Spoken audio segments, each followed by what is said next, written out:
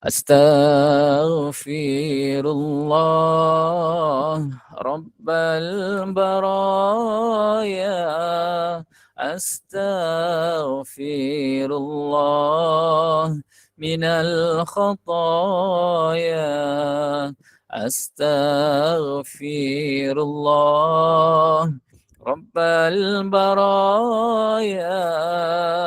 Astaghfirullah minal khataya. Rabbi zidni ilman nafi'an wa wafiqni amalan maqbula ووهب لي رزقا واسعا وتب علي توبة نصوحا وتب علي توبة نصوحا. أستغفر الله العظيم أستغفر الله العظيم أستغفر الله العظيم إن الله غفور رحيم. اللهم صل على سيدنا محمد وعلى آل سيدنا محمد. اللهم صل على سيدنا محمد وعلى آل سيدنا محمد. اللهم صل على سيدنا محمد طب القلوب ودوائها وعافية الأبدان وشفائها ونور الأبصار وضيائها وعلى آله وصحبه وبارك وسلم. اللهم صل على سيدنا محمد طب القلوب ودوائها وعافية الأبدان وشفائها ونور الأبصار وضيائها وعلى آله وصحبه وبارك وسلم. اللهم صل على سيدنا محمد طب القلوب ودوائها وعافية الأبدان وشفائها ونور الأبصار وضيائها وعلى آله وصحبه وبارك وسلم. اللهم صل على سيدنا محمد وعلى آل سيدنا محمد صلى الله عليه وسلم. Alhamdulillah, pertama dan selamanya kita panjatkan syukur kehadrat Allah Subhanahu wa taala dengan limpah dan kurnianya pada pagi ini kita berada bersama-sama dalam kuliah ataupun dalam satu program bacaan Yasin, zikir, selawat dan salam ke atas junjungan baginda Nabi sallallahu alaihi wasallam, dan juga sedikit masa yang ada kita sama-sama mengambil peluang dan juga ruang ini untuk kita memberikan pengisian ataupun makanan rohani kita dalam pada saban hari kita melakukan perkara-perkara amal kebajikan. Kita mengharapkan redha daripada Allah Subhanahu wa taala, insya-Allah.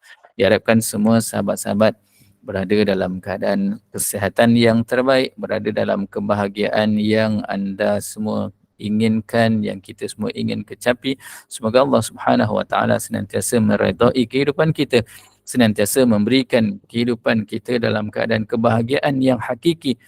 Bila mana kita mengharapkan redha dan juga kebahagiaan Allah Subhanahu wa taala memberikan kepada kita dengan kebahagiaan yang sebenar-benarnya, namun ada kalanya kita sendiri tertanya-tanya bila dikatakan bahagia itu, bagaimana yang dikatakan dengan bahagia? Ada orang bahagia dengan ada orang bahagia dengan harta yang banyak, ada orang bahagia dengan keluarga yang ramai, ada orang bahagia dengan kedudukan yang tinggi di dalam di tempat pekerjaan dan sebagainya, kan? Dan bahagia itu sebenarnya subjektif, kan, bergantung kepada seseorang, kan. Tetapi yang paling penting iaitu bahagia itu letaknya dalam hati kita, dan bahagia itu adalah apa yang Allah Ta'ala berikan kepada kita dalam bentuk yang hakiki. Bila mana Allah Ta'ala redha akan kehidupan kita, maka kita akan menemui kebahagiaan yang terbaik dalam kehidupan kita. Kan ada sebuah nasyid mengatakan apa dia? Bahagia itu dari dalam diri, kesannya zahir rupanya maknawi, terpendam bagai permata di dasar hati. Bahagia itu ada pada hati, bertahta di kerajaan diri. Jadi Kita cari kebahagiaan itu terletaknya dalam diri kita, dalam hati kita. Kita nak cari bahagia, kita cari redha Allah. Bila mana kita tak dapat redha daripada Allah, walaupun mungkin kita rasa hidup kita ni bahagia, tetapi bahagia itu kemungkinan yang menyebabkan kita bahagia yang kita katakan bukan kebahagiaan yang hakiki, akhirnya menyebabkan kita semakin jauh daripada Allah Subhanahu Wa Taala. Jadi kita lihat dalam kebahagiaan kita, bila mana kita lihat ada orang yang kaya, dia rasakan diri dia bahagia, tetapi kita nampak sahaja dia bahagia, hakikatnya belum tentu dalam kehidupan dia bahagia. Ada orang kita lihat dia bergaji besar, ada orang kita lihat pangkatnya tinggi, namun dalam hatinya tetap rasa kurang bahagia dalam kehidupan mereka. Namun bila mana kita lihat ada orang yang kehidupannya tak ada dah nampak kaya mana pun, mungkin orang ni nampak serba kekurangan, kan, rumahnya pun biasa-biasa, kenderaannya biasa-biasa, tetapi kita lihat hidupnya, keluarganya cukup bahagia, kan? Kerana apa? Bila mana kita lihat dalam kehidupan yang kita hadapi ini, bahagia itu letak dalam hati kita, dan juga kita senantiasa mencari redha di sisi Allah Subhanahu Wa Taala. Dan kita lihat berapa ramai orang yang pangkatnya besar. Bila mana kita lihat orang yang pangkatnya besar ini dengan duit yang banyak, dengan kekayaan yang banyak, namun kehidupannya tidak mendapat redha di sisi Allah Subhanahu Wa Taala.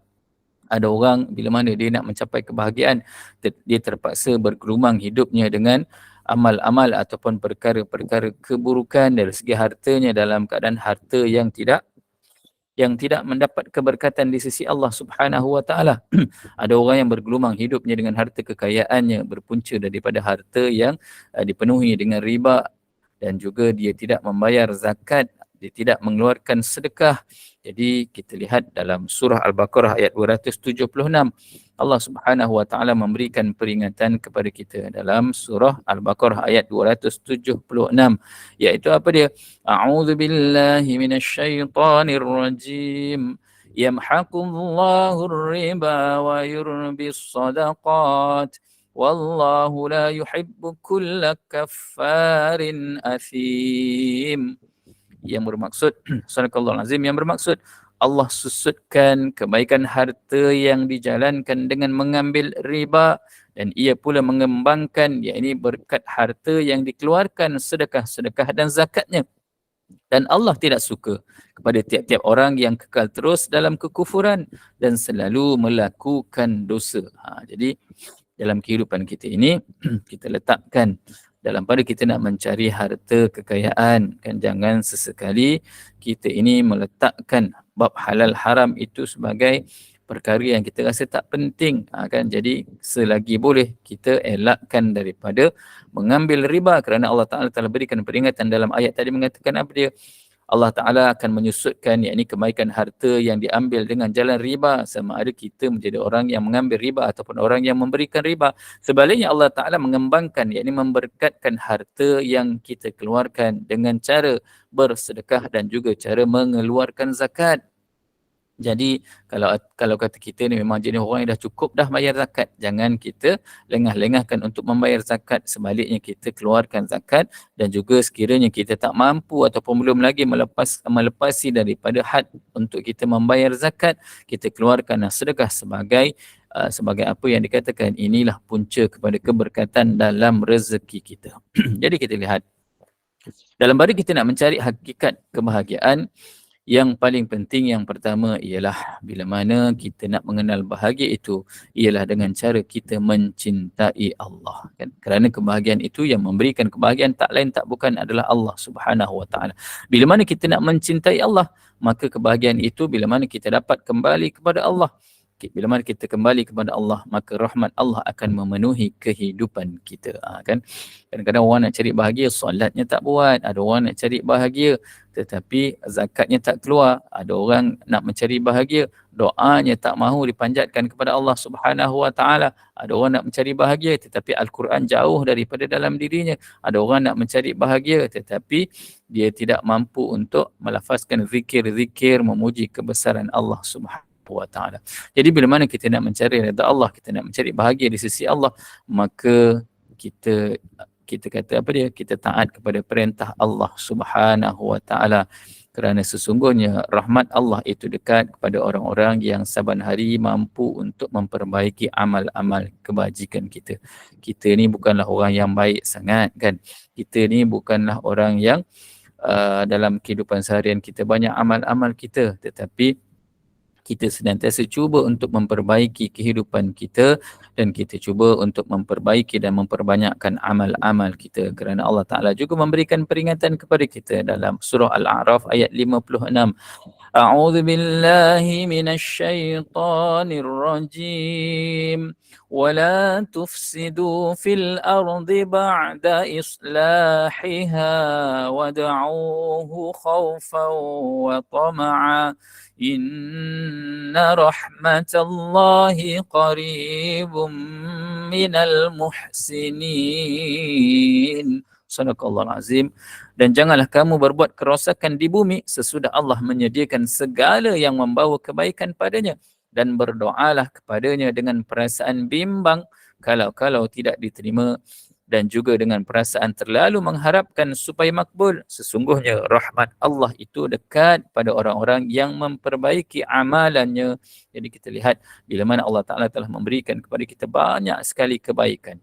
Jangan sesekali kita lupa untuk berdoa kepada Allah Subhanahu Wa Ta'ala, dan juga kita mengharapkan semoga Allah Subhanahu Wa Ta'ala akan memberikan rahmat kepada kita atas usaha yang kita lakukan untuk kita senantiasa memperbaiki dan juga memperbanyakkan amal-amal kebajikan kita. Dan di samping itu juga dalam pada kita inginkan kebahagiaan, kita kena ada perasaan tawaduk, iaitu perasaan rendah diri. Kita rasa kita ni orang yang paling banyak berdosa, kan? Kita ni orang yang paling banyak melakukan perkara-perkara yang buruk. Disebabkan apa? Bila mana kita dapat merasakan dalam diri kita bahawa kita ini adalah orang yang hina, kita ini adalah orang yang banyak melakukan dosa, kita ini adalah orang yang jauh daripada Allah, maka kita akan senantiasa cuba untuk mendekatkan diri kita kepada Allah. Kita akan senantiasa cuba untuk memperbanyakkan amal-amal kebajikan kita kepada Allah, dan juga kita akan memperbanyakkan sujud kita kepada Allah Subhanahu Wa Ta'ala. Dan orang yang bahagia akan senantiasa menyibukkan dirinya dengan sujud kepada Allah, dengan berdoa kepada Allah, beri masa kepada kita untuk solat. Allah Ta'ala akan sayang kepada kita. Bila mana kita jarang sujud pada Allah, maka hati kita akan jauh daripada rasa bahagia, kerana zikir kepada Allah, solat juga merupakan zikir kita kepada Allah.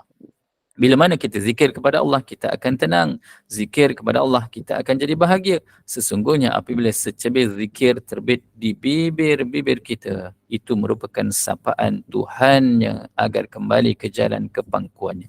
Jadi lazimkan dalam diri kita untuk kita memperbanyakkan zikir kita kepada Allah Subhanahu Wa Ta'ala. Kan? Allah Ta'ala memberikan peringatan kepada kita dalam surah Ar-Ra'd ayat yang ke-28.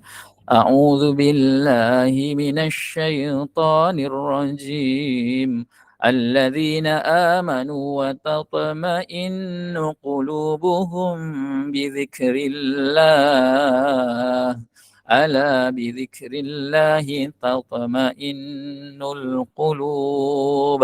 Sadaqallahul Azim, iaitu orang-orang yang beriman dan tenang tenteram hati mereka dengan zikrullah. Ketahuilah dengan zikrullah itu tenang tenteramlah hati manusia. Jadi itu yang sepatutnya. Ada orang bila kata dia nak cari tenang, dia kata apa dia, Ustaz, saya ni kalau nak cari tenang Ustaz, saya pergi karaoke. Kan pergi karaoke bawa lagu nasyid tak apa lagi, kan. Bawa lagu yang bukan-bukan pula, semakin jauh dia dengan Allah Ta'ala. Jadi bila mana kita dalam keadaan hati kita tak tenang, maka kita memperbanyakkan zikir kepada Allah Subhanahu Wa Ta'ala, dan senantiasa kita memperbanyakkan lafaz-lafaz kesyukuran kita kepada Allah Subhanahu Wa Ta'ala. InsyaAllah bila mana kita memperbanyakkan zikir kita, memperbanyakkan rasa syukur kita kepada Allah Subhanahu Wa Ta'ala, Allah Ta'ala akan hadirkan ketenangan dalam diri kita. Allah Ta'ala akan hadirkan dalam diri kita rasa kita untuk memperbanyakkan amal-amal ibadah kita kepada Allah Subhanahu Wa Ta'ala. Saat mana kita diberikan banyak ujian, kan kita rasa macam hidup kita, ya Allah tak tenangnya hidup aku, kan ya Allah banyaknya ujian yang Allah Ta'ala berikan kepada aku, kenapa aku yang menjadi orang yang banyak menerima ujian. Dalam keadaan itu, cuba kita duduk muhasabah diri kita. Kita cuba untuk memikirkan banyak lagi sebenarnya Allah Ta'ala berikan kepada kita rezeki, Allah Ta'ala berikan kepada kita nikmat yang cukup besar. Jadi bila mana kita rasa macam kita susah sangat diuji, kita rasa jauh diri kita dengan Allah Ta'ala, maka kita cuba untuk bersyukur kepada Allah Subhanahu Wa Ta'ala dengan kita bermuhasabah atas setiap nikmat yang Allah Ta'ala telah berikan kepada kita. Maklumlah kita ni kadang-kadang bila diuji kita rasa macam ya Allah beratnya ujian kita, kan? Beratnya ujian kita yang Allah Ta'ala berikan kepada kita. Sedangkan dalam keadaan kita diuji, kita terlupa daripada saat kita dilahirkan sampailah ke saat ini. Mungkin ada yang 30 tahun, 40 tahun, 50 tahun, 60 tahun, 70 tahun. Allah Ta'ala berikan lebih banyak nikmat daripada ujian yang diberikan kepada kita. Percaya tak percaya? Kan kalau kata kita duduk menung sendiri, kita duduk kira berapa banyak nikmat yang Allah Ta'ala telah berikan kepada kita. Sebenarnya nikmat tersebut lebih banyak daripada ujian yang Allah Ta'ala telah turunkan kepada kita.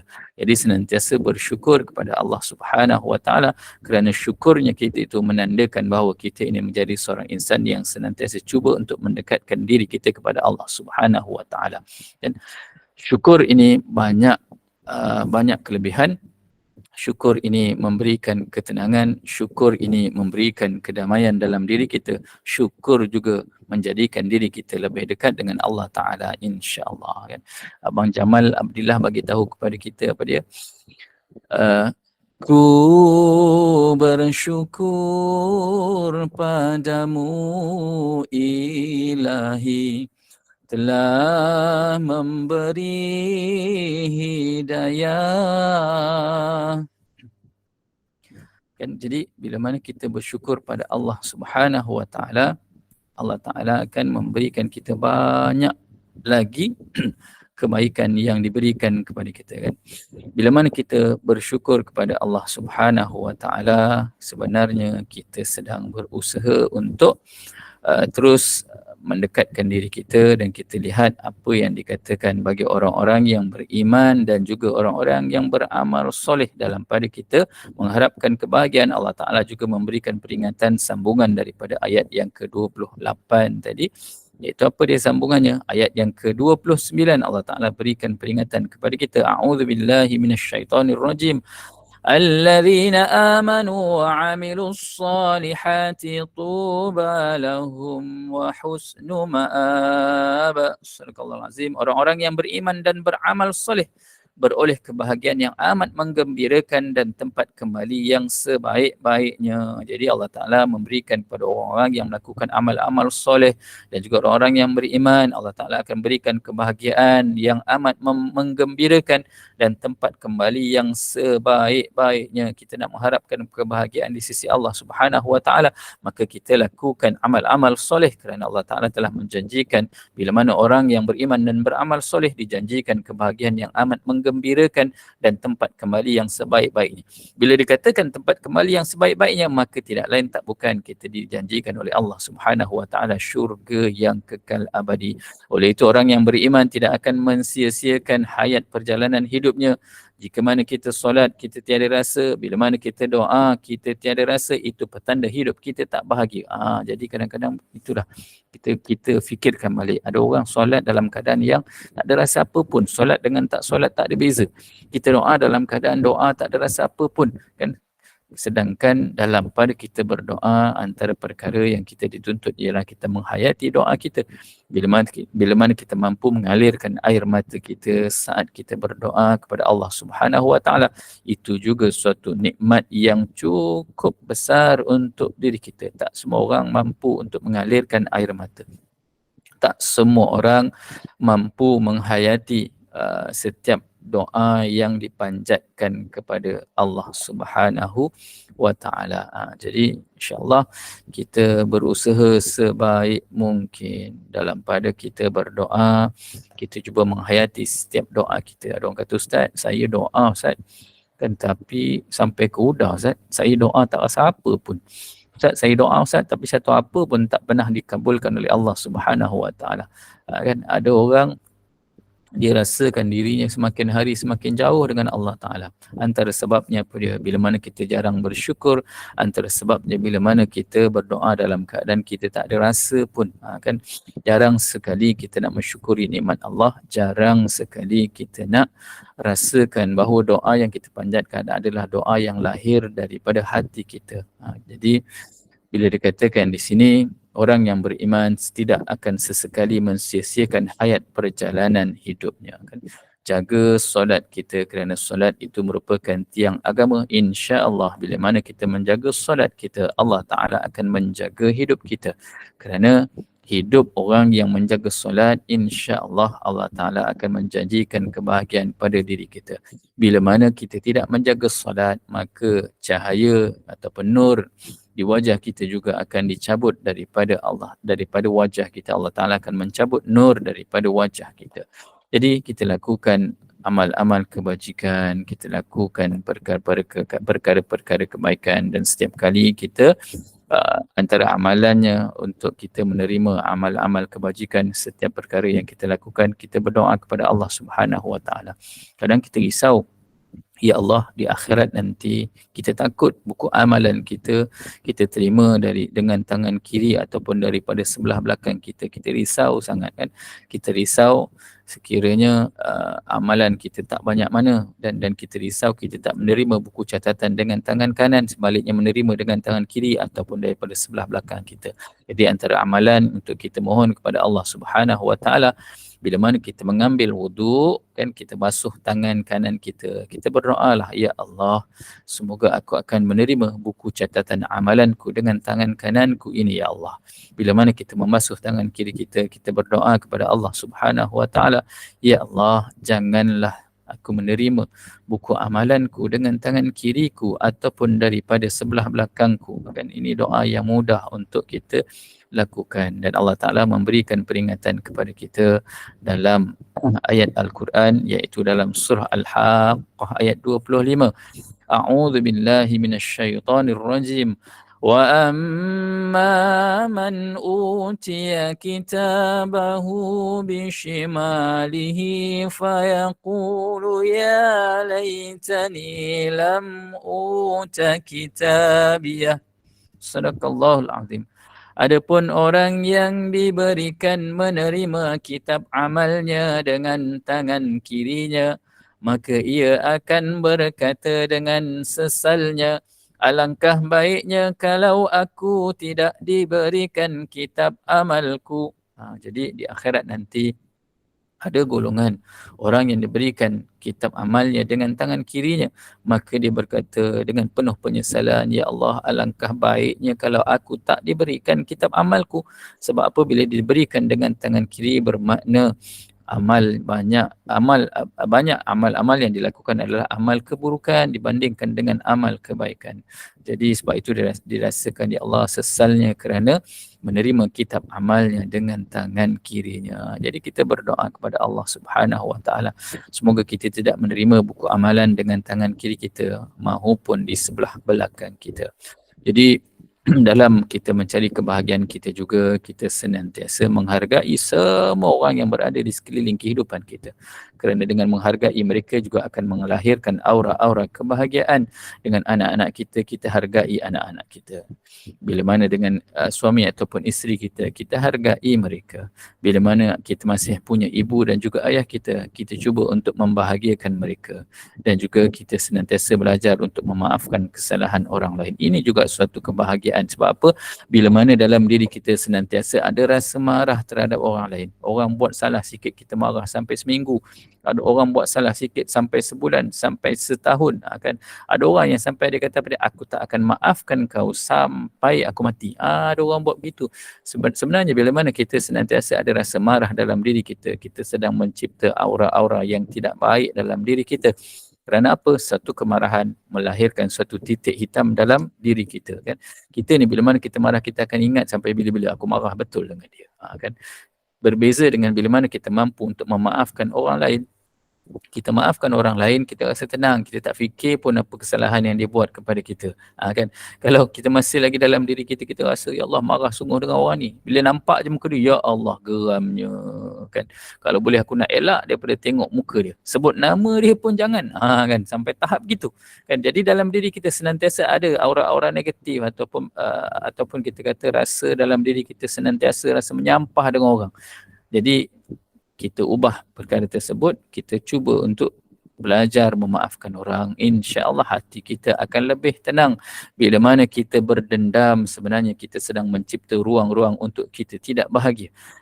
Dan bila mana kita memutuskan silaturahim juga angkara daripada rasa marah kita, kita juga akan menjadi rasa tidak bahagia. Bila mana kita marah kepada orang lain, sebenarnya kita juga sedang dalam diri kita rasa untuk menjauhkan diri kita daripada segala nikmat yang Allah Ta'ala telah berikan kepada kita. Kan bila mana Allah Ta'ala berikan kepada kita banyak nikmat, maka kita belajar untuk memaafkan orang, kita belajar untuk mengeratkan silaturahim, kita belajar untuk dengan cara itu kita akan dapat mendekatkan diri kita kepada Allah Subhanahu Wa Taala, senantiasa berlapang dada atas setiap ujian yang Allah Taala berikan kepada kita, kerana rasa marah itu juga sebenarnya ujian kepada kita untuk kita lebih sabar, untuk kita lebih redha dengan apa yang Allah Taala telah tentukan kepada kita. Dan kita senantiasa berdoa kepada Allah Subhanahu Wa Taala, Allahumma, nikmat apa yang aku peroleh dan diperoleh seseorang di antara makhlukmu adalah darimu yang esa dan tidak bersekutu, maka bagimu segala puji dan syukur. Jadi kita katakan apa dia? Nikmat apa juga yang kita perolehi, segala-galanya adalah daripada Allah Subhanahu Wa Ta'ala. Jadi kebahagiaan yang paling memuncak dalam diri kita adalah bila mana di akhirat nanti Allah Ta'ala akan memberikan kita ruang untuk kita masuk ke dalam syurga Allah dan kita dapat melihat wajah Allah di hadapan kita. Inilah nikmat yang paling agung. Inilah kebahagiaan hakiki dalam penghidupan kita. Kerana tak lain tak bukan memang kita mengharapkan pengakhiran hidup kita dalam keadaan yang cukup tenang, dalam keadaan jiwa dan juga raga kita hanyalah kita mengharapkan redha Allah Subhanahu Wa Ta'ala. Memang tak semudah yang kita sangkakan, kan? Ustaz, nak redha tu sebut memang senang Ustaz. Ustaz tak duduk dalam situasi saya, kan? Ustaz tak duduk dalam situasi saya, ujian saya ni cukup besar, kan? Jadi Ustaz bolehlah cakap, kan? Jadi memang susah untuk kita nak redha dengan ujian yang Allah Ta'ala berikan kepada kita, kerana setiap manusia itu ujiannya tak sama. Tapi perlu diingat, sesungguhnya Allah Ta'ala telah memberikan peringatan kepada kita. Setiap ujian yang Allah Ta'ala berikan kepada kita, Allah Ta'ala maha mengetahui bahawa sesungguhnya kita mampu untuk menghadapi ujian tersebut, kan? Jadi salah satu caranya sebagaimana yang saya maklumkan di awal tadi, senantiasa memperbanyakkan zikir kita, senantiasa memperbanyakkan di bibir kita dengan lafaz-lafaz yang baik, kan? Nak zikir apa dia? Zikirlah apa pun. Subhanallah, alhamdulillah, wa la ilaha illallah, Allahu akbar. La ilaha illallah, la ilaha illallah, la ilaha illallah, Muhammadur Rasulullah. Dulu bila zaman kita kecil-kecil dulu, kan, mak kita, ayah kita bila mana nak tidurkan kita, kan, nak mendidik kita, anak kita, cucu-cucunya, kan, biasanya orang dulu dia akan biasakan dengan berzikir, kan. Orang zaman sekarang ni lain pula, kan. Jarang dah kita tengok ibu-ibu muda sekarang ni nak tidurkan anak dengan zikir. Itu bezanya, kan. Sekarang ni ramai orang bila mana jauh daripada Allah Ta'ala, zikir dah jadi satu perkara yang pelik dalam kehidupan mereka. Ini yang menyedihkan kita. Jadi kita hidupkan kembali budaya untuk kita memperbanyakkan zikir, kan. Kalau kita dulu pun tidurkan anak kita, kadang-kadang kita duduk berzikir, kita nak tidurkan anak, anak tak tidur. Kita yang tidur. Anak tu relax ya kan. Dia dengar kita duk berzikir kan. Tapi zikir kita ni niat kita untuk mendekatkan diri kepada Allah Subhanahu Wa Taala, sesuaikan dengan keadaan kan. Memang kita disarankan untuk memperbanyakkan memberikan peringatan dengan cara berzikir, tetapi disesuaikanlah kan. Kita nak tidurkan anak, kita bagi dia lagu Selimut Putih, kan seram dia kan. Bila Israel datang memanggil, jasad terbujur di pembaringan. Kan anak suruh tidur tak mau tidur, kita geram sungguh. Dengar lagu, kita bagi dia lagu Selimut Putih. Kan kau nak tidur ke tak nak tidur? Kan kau bagi aku bagi kau nyanyi lagu Selimut Putih, baru kau tahu seram tak seram. Kan tidur anak tu sebab seram dengan kita tak pasal-pasal, daripada duk zikir-zikir tiba-tiba dah setengah jam kita buai dia, kita duk ayun dia tak mau juga tidur. Kan kita bantai lagu Bila Israel Datang Memanggil. Kan jadi apa pun dalam kehidupan kita ini, senantiasa mensyukuri segala nikmat Allah Subhanahu Wa Taala, sebagaimana yang pada ni Abang Raihan berikan peringatan kepada kita. Ucaplah alhamdulillah, syukur kita kepada Allah. Ucaplah alhamdulillah, syukur kita kepada Allah. Selawat ke atas Nabi Muhammad ya Rasulullah. Selawat ke atas Nabi ya Rasulullah. Selain daripada berzikir, kita banyakkan juga selawat kepada baginda Nabi sallallahu alaihi wasallam. Alhamdulillah Puan Hanani masih tidurkan anak dengan berzikir kan.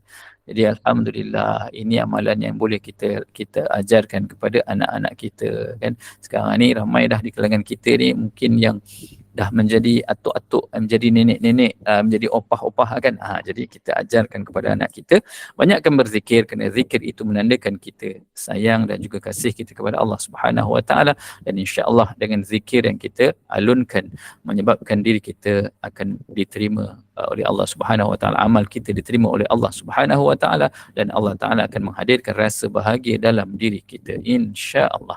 Mohon maaf atas segala kelemahan kekurangan sepanjang penyampaian. Satu yang baik datang daripada Allah Ta'ala, kelemahan adalah khilaf dalam diri saya sendiri atas penyampaian yang tak seberapa, tak seperti yang diharapkan. Yang paling penting kita bersama-sama berusaha, apa yang kita lakukan niat kita ikhlas kerana Allah Subhanahu Wa Ta'ala insya-Allah. Saya serahkan kembali kepada Puan admin kita. Ya, Ustaz nak tutup dengan Asmaul Husna ke dulu? Tak apa, hari ni saya minta izin untuk okey, insya-Allah. Jadi kita tutup dululah kuliah kita insya-Allah ya. InsyaAllah. Okay, Alhamdulillah. Amin, Allahumma amin. Jazakallahu khairan kasiran kepada yang berbahagia Al-Fadhil Ustaz Mahmud Mastam yang telah menyempurnakan kuliah kita pada pagi ini. Alhamdulillah, mudah-mudahan kepada yang diuji dengan pelbagai penyakit, mudah-mudahan Allah berikan syifa yang sempurna, diberikan kemudahan, dan syukran jazilan atas perkongsian ilmu mencari hakikat kebahagiaan. Bukan bahagia yang menjadikan kita bersyukur, tetapi dengan bersyukur akan menjadikan kita bahagia, dan mudah-mudahan kita dekat dengan Allah, redha dengan segala ketentuan Allah. Mudah-mudahan yang disampaikan tadi bermanfaat, jadikan ibrah panduan dalam mengharungi kehidupan kita insya-Allah untuk kita menuju syurga Allah. Mohon maaf Ustaz, kita nak pamerkan sedikit dulu video yang akan kita tentang forum yang kita akan laksanakan pada 9 hari bulan nanti. Silakan Puan Azrina sebentar. Taqaddam!